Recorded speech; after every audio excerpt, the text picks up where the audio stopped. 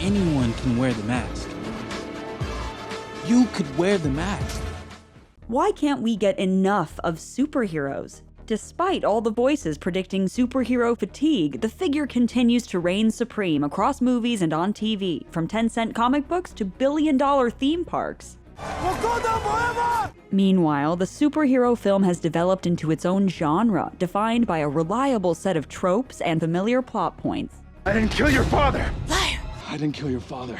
Then why did you run? Though the heroes may differ, their stories tend to follow a similar path. First, the superheroes' powers are introduced. Whether their new abilities are born of tragedy, ingenuity, or a radioactive spider, superheroes tend to start off ordinary and become extraordinary. What made you so special?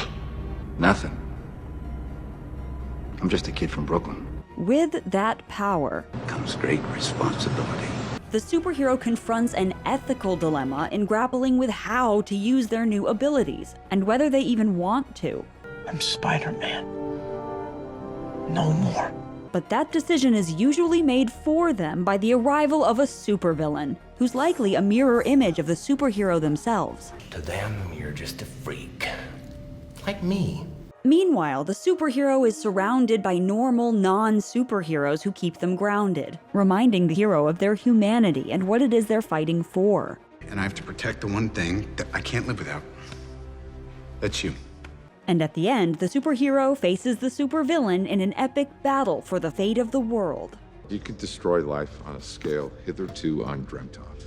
Did you seriously just say hitherto undreamt of? Cue the swirling detritus and menacing skybeams. So let me guess. We're going to the swirling ring of trash in the sky. So if we know every superhero story will always follow these same basic beats, why do audiences keep coming back? Here's our take on how the superhero came to be such an endlessly renewable form of storytelling, why it continues to resonate, and what these extraordinary beings tell us about our ordinary selves. I believe there's a hero in all of us that keeps us honest, gives us strength, makes us noble.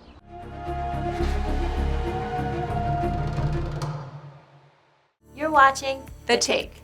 Let us know your take.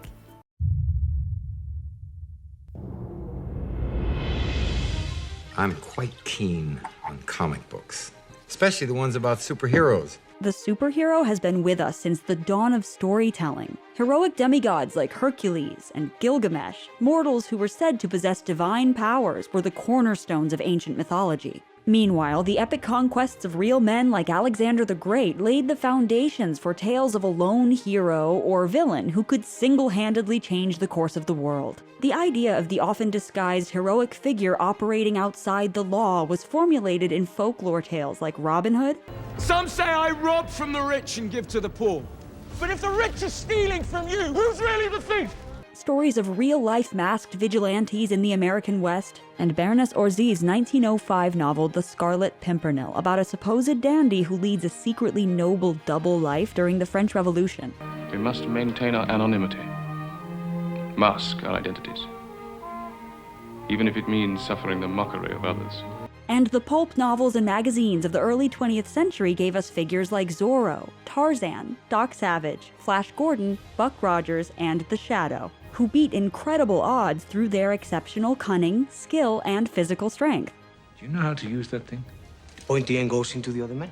Metaphysically, the concept of a Superman has its roots in Friedrich Nietzsche's concept of the Übermensch, which the philosopher posited as a next stage of human evolution, where we could move beyond ourselves and become closer to gods. Able to leap tall buildings at a single bound, the infant of Krypton is now the Man of Steel, Superman! While Superman's writer, Jerry Siegel, and artist Joe Shuster never commented directly on Nietzsche's influence, it's notable that their first collaboration, 1933's The Reign of Superman, depicts this idea as evil.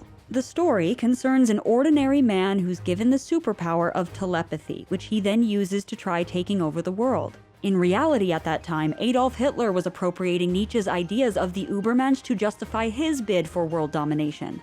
And as World War II broke out across the globe, Siegel and Shuster, the sons of Jewish immigrants, found wider audience appeal by recasting Superman as the ultimate power for good.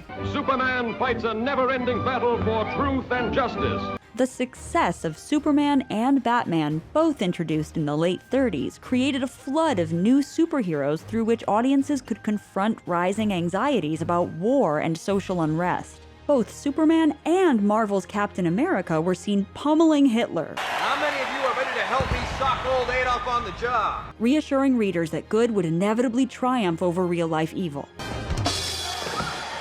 Meanwhile, Batman punished the criminals who were turning cities into hotbeds of violence. In the darkest night, I make the bad guys fall. For young audiences, the superhero was a source of comfort and empowerment in terrifying times. The secret identity of the original Golden Age hero Captain Marvel was even a young boy who transforms into a fearless superhero by invoking the names of ancient mythological heroes, which is where he gets his later name, Shazam. The wisdom of Solomon, the strength of Hercules, the stamina of Atlas, the power of Zeus, the courage of Achilles, and the speed of Mercury. For a long time after this, superheroes were still largely seen as for kids. But why don't they take us seriously? We've got the cool costumes, gadgets, and the powers, and the sweet kung fu moves. Popular superhero characters starred in children's 1940s serial movies, and found success on TV from the 50s through the 70s. But their stories weren't considered vehicles for complex storytelling until Marvel Comics creators Stan Lee and Jack Kirby debuted a new kind of superhero. Apparently, I'm volatile, self-obsessed, don't play well with others. That I did know. Flawed, temperamental, and beset by ordinary problems, Marvel heroes like the Fantastic Four, Iron Man, and Spider-Man seemed like real people in stories laced with decidedly grown-up themes and social commentary. Suddenly, comics and their readers started taking superheroes seriously. Still, this didn't start showing up on the big screen until the Man of Steel once again blazed the trail with Richard Donner's critical and commercial hit Superman in 1978. I have sent them you, my only son. The groundbreaking effects and Christopher Reeve's performance proved that comic book movies could be received as more than a laughing matter. Superman paved the way for the somber psychological tone of Tim Burton's Batman in 1989. Look, sometimes I don't know what to think about this. It's just something I have to do. Why? Because nobody else can. Still, in the 90s, the genre continued to waver between dark, grown-up fare and hokey cartoonishness aimed at kids. What killed the dinosaurs? The Ice Age! The start of the modern, adult-oriented superhero era can really be traced back to 2000's X-Men. The war is still coming, Charles, and I intend to fight it. By any means necessary. This movie about the Marvel team of superpowered mutants takes place in a world more recognizably our own than the heightened fantasies of Metropolis and Gotham City. And the social anxieties it explored, along with the questions it posed about the superheroes' place in our reality, would shape the genre for years to come. We are the future, Charles, not them. The way the mutants find themselves persecuted for their strange abilities had been a potent civil rights metaphor since X-Men's introduction in the 1960s. We shouldn't be trying to fit into society. Society should aspire to be more like us. Mutant and proud. And while the movie X-Men weren't quite as diverse as some of the comics, the film did introduce multiple female superheroes to a male-dominated genre, including a prominent woman of color. Best defense is a good offense. X-Men's success paved the way for a broader rise of superhero films in the 2000s that would converge with desires for patriotic unity, moral clarity, and escapism in the wake of September 11th.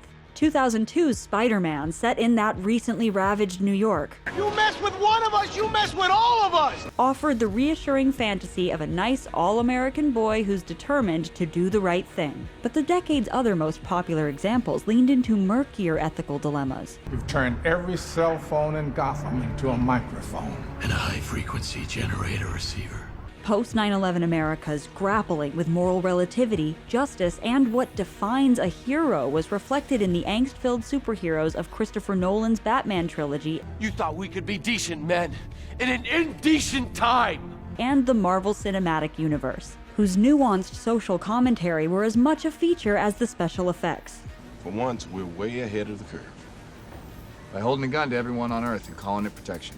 And with 2008's Iron Man, Marvel began conducting a pivotal experiment in long-form cinematic storytelling, constructing an interconnected cinematic universe featuring characters that, for the most part, hadn't yet made their big screen debuts. You think you're the only superhero in the world? Mr. Stark, you become part of a bigger universe. You just don't know it yet. Now, it's Marvel's universe, and we're just living in it. While the less tightly assembled DC cinematic universe has also produced some influential hits. Today's films portray superheroes as imperfect, anguished, decidedly human characters, whose stories are in conversation not only with each other, but with our history and our society. They're just following orders. I've been at the mercy of men just following orders. Never again. And thus, we've been trained to see this former genre for kids as serious capital F filmmaking for adults. Perhaps even the defining genre of our era. Even if everyone hates him for it, that's the sacrifice he's making. He's not being a hero. He's being something more.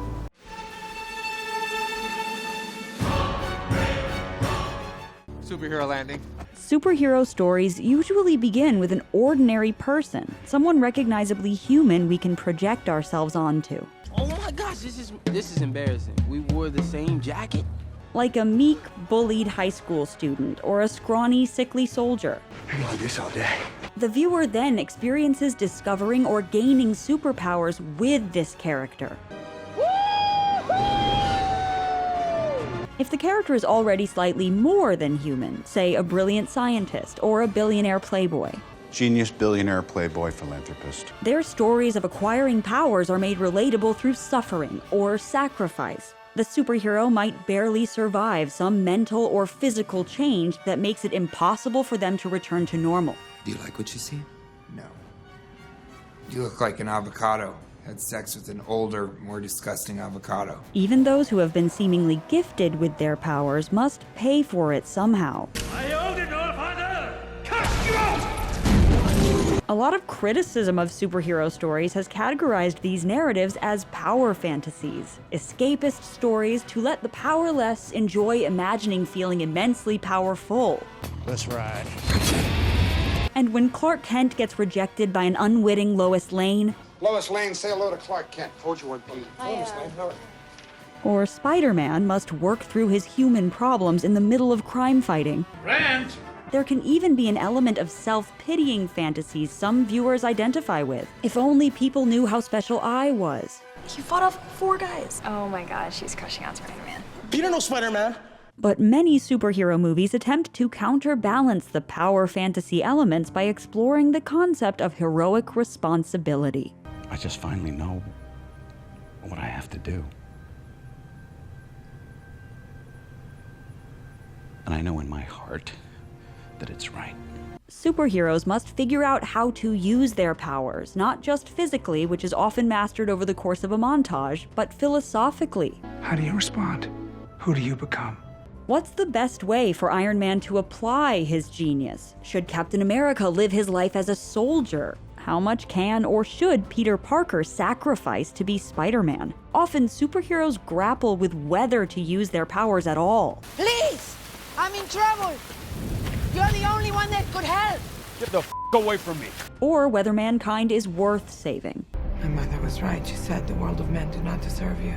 They don't deserve our help. At the heart of these conflicts are ethical questions that are relevant to us all. What makes a hero in this day and age? And can a single person, however powerful, really change anything? You beat up the bullies with your fists, you throw them in jail, everybody calls you a hero, right? And then a month, a week, a day later, they're back on the streets.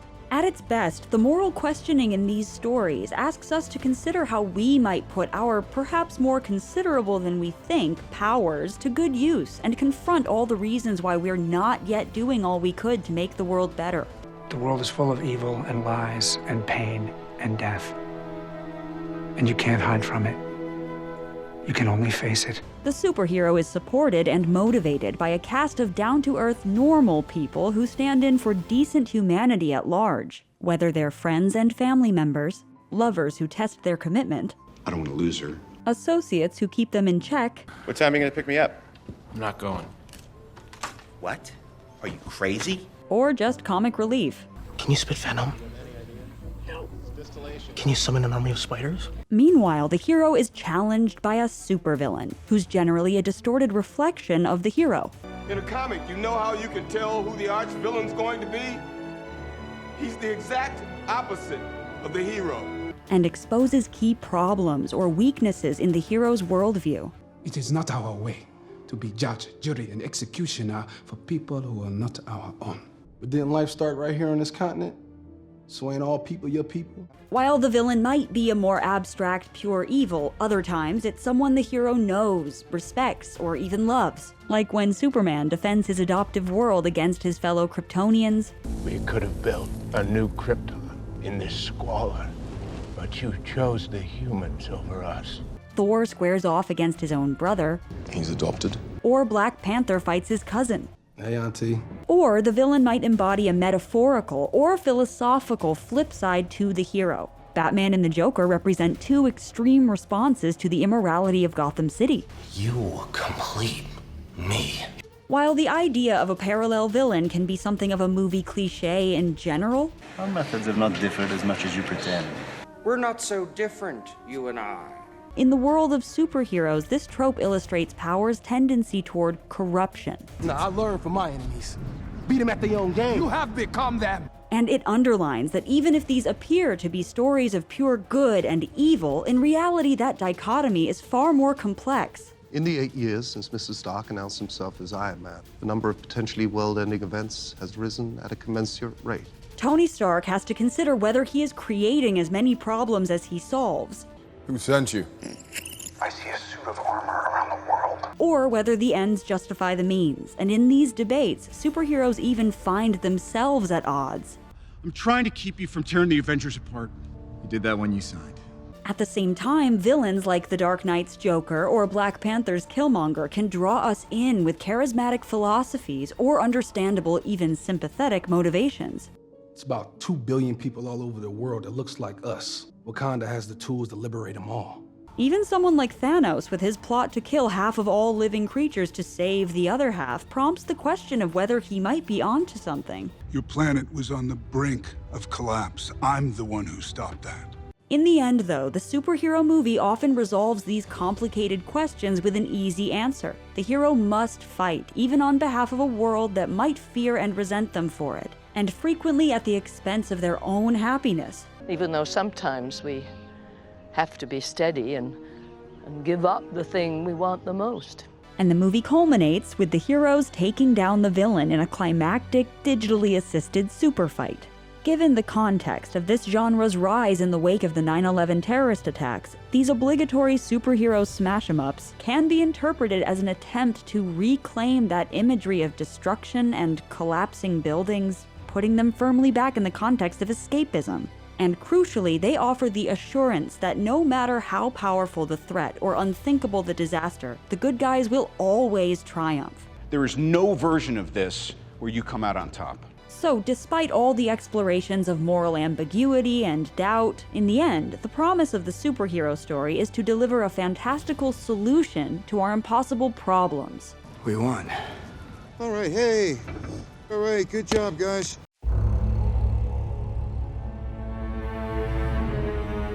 If he innocent, so what are you running for? Bulletproof always gonna come second to being black.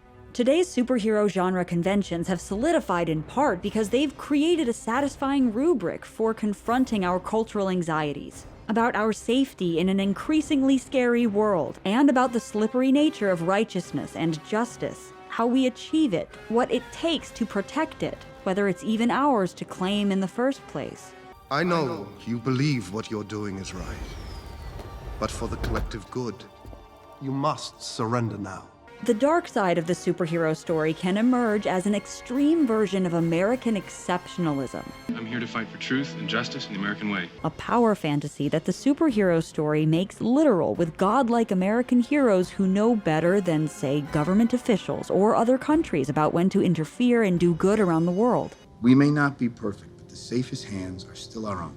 In 1977, philosophers Robert Jewett and John Shelton Lawrence identified this fantasy of exceptional individuals saving the world as part of the American monomyth, a variation on Joseph Campbell's hero's journey in which a community in a harmonious paradise is threatened by evil. Normal institutions fail to contend with this threat. A selfless superhero emerges to renounce temptations and carry out the redemptive task. I'm whatever Gotham needs me to be.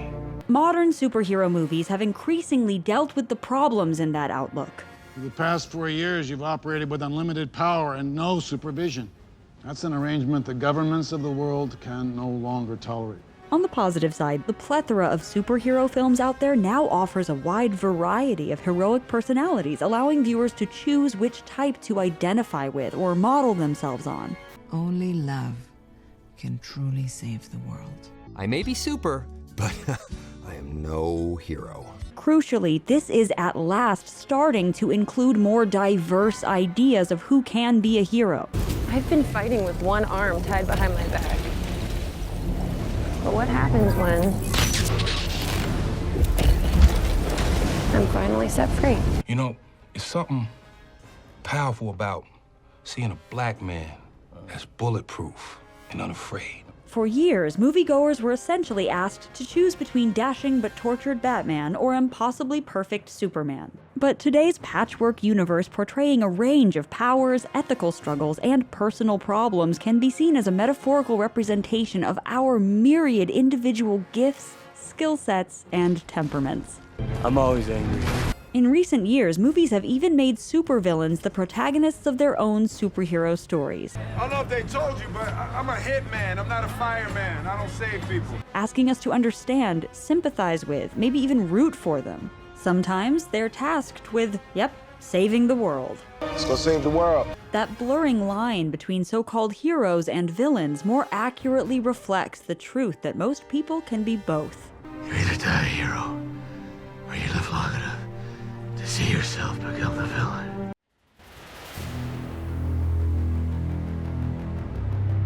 Back in 2004, The Incredibles' bad guy Syndrome memorably declared that superheroes wouldn't seem so special if they were too common. And when everyone's super, no one will be. With each year's new crop of superhero movies and TV shows, and as companies like Marvel confidently plot franchise expansions decades into the future, we wonder aloud about superhero fatigue. Yet so far, it never actually seems to set in at the box office. It doesn't matter how obscure you are, you're all getting a movie. So if everyone's a super, why don't audiences ever get sick of this story?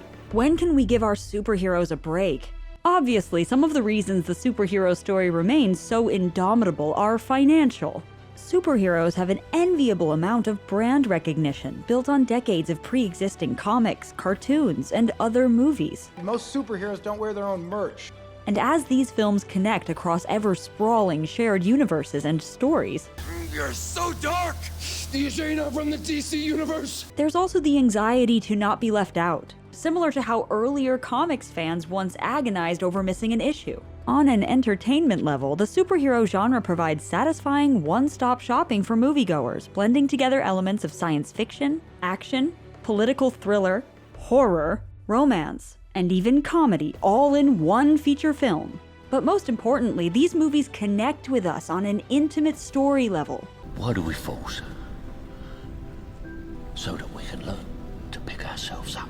Seeing beloved characters working through familiar formulas, interacting with each other, growing and changing in front of our eyes gives us the same comforts as a beloved ensemble sitcom. Clint, you've had a tough week. We won't hold it against you if you can't get it up.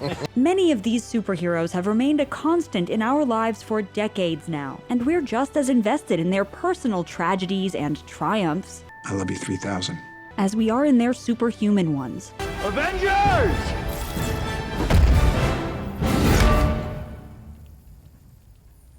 Assemble. Like the myths of old, the superhero story helps us to make sense of the unknown. It inspires us to discover the heroes within ourselves. A hero can be anyone, even a man doing something as simple and reassuring as putting a coat around a young boy's shoulders. to let him know the world had an end. And as long as impossible problems persist, we'll need the reassurance of fantasy to help us confront reality. Then I'm willing to fight for those who cannot fight for themselves. If you're new here, be sure to subscribe and click the bell to get notified about all our new videos.